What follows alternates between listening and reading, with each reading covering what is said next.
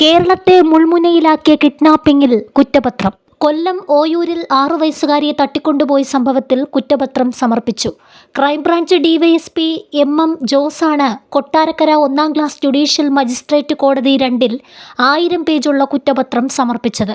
കേസിൽ മാമ്പള്ളിക്കുന്നം കവിതാരാജിൽ പത്മകുമാർ, ഭാര്യ അനിതാകുമാരി, മകൾ അനുപമ എന്നിവരാണ് പ്രതികൾ. പത്മകുമാറിന്റെ കടബാധ്യത തീർക്കാൻ മോചനദ്രവ്യത്തിനു വേണ്ടി കുട്ടിയെ തട്ടിക്കൊണ്ടുപോയി തടവിൽ പാർപ്പിച്ചെന്നാണ് കേസ്. ജീവപര്യന്തം ശിക്ഷ ലഭിക്കാവുന്ന വകുപ്പുകൾ പ്രകാരമാണ് കേസെടുത്തിരിക്കുന്നത്.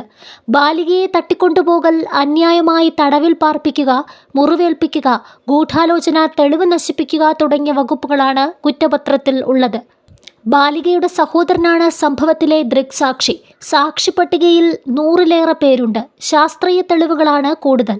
ലാപ്ടോപ്പ്, മൊബൈൽ ഫോൺ, നിരീക്ഷണ ക്യാമറ ദൃശ്യങ്ങൾ എന്നിവ കുറ്റപത്രത്തിന്റെ ഒപ്പം സമർപ്പിച്ചു.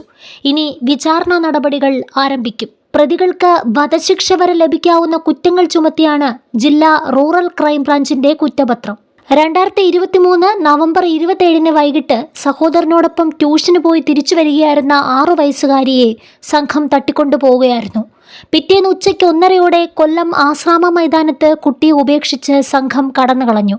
കുട്ടിയുടെ സഹോദരനും കുട്ടിയും നൽകിയ വിവരങ്ങളുടെ അടിസ്ഥാനത്തിൽ പ്രതികളിലേക്ക് പോലീസ് എത്തിച്ചേരുകയായിരുന്നു. തട്ടിക്കൊണ്ടുപോയി 5-ാം ദിവസമാണ് പ്രതികൾ പിടിയിലായത്. പ്രതികൾ സംഭവ ദിവസം സഞ്ചരിച്ച ഓട്ടോയുടെ ഡ്രൈവറെ പോലീസ് കസ്റ്റഡിയിലെടുത്തിരുന്നു. ഇയാളിൽ നിന്ന് ലഭിച്ച നിർണായക വിവരങ്ങളാണ് പോലീസിനെ പത്മകുമാറിലേക്ക് എത്തിച്ചത്.